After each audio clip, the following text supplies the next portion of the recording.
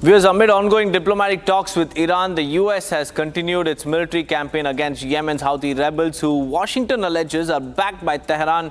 US Central Command has confirmed it carried out 13 airstrikes targeting the Houthi rebels and their controlled Hodeidah airport, and the latest strikes come just 2 days after a separate US attack on the Ras Isa port, which reportedly killed at least 80 people.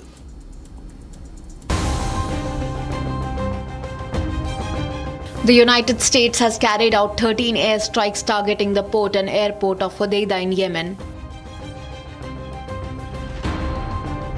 These latest strikes follow an earlier US strike on Hodeidah just 2 days ago, which reportedly killed at least 80 people and injured over 150.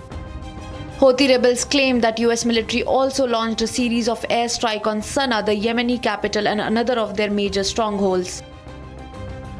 The escalation follows President Trump's directive last month to intensify military operation against the Iran-backed Houthi rebels. Since then, US Central Command has been conducting frequent strikes on Houthi-controlled areas across Yemen.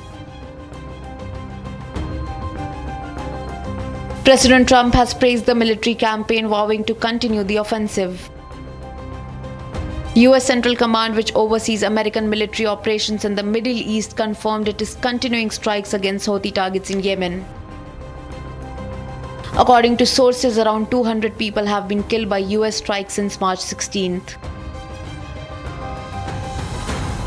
There was complete chaos in central Istanbul as police violently blocked a protest march organized by the main opposition party in support of Gaza. Protesters accused the government of silencing dissent while also profiting from trade with Israel. Take a look.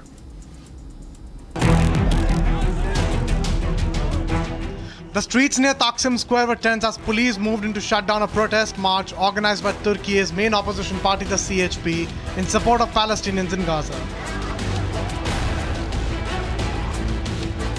Authorities cited concerns and closed off the roads and metro stations hours before the rally. Still, hundreds gathered to protest and chanting "No to genocide, massacre, and displacement in Gaza." However, tensions escalated quickly as protesters attempted to march. Police found barricades and used tear gas shells and batons to force the crowd back. According to the reports, several protesters, including university students, civil society members, and CHP representatives, were injured.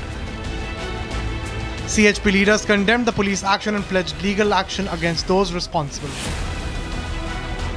Meanwhile, a sit-in protest followed the scuffle, with party members refusing to leave the area. Meanwhile, similar outrage was voiced in Eskişehir, where demonstrators accused the government of enabling Israeli airstrikes by supplying fuel through Turkish pipeline. Since the start of the war in Gaza, Turkish opposition parties and civil society groups have frequently accused the government of contradicting its pro-Palestinian rhetoric by continuing trade and energy cooperation with Israel.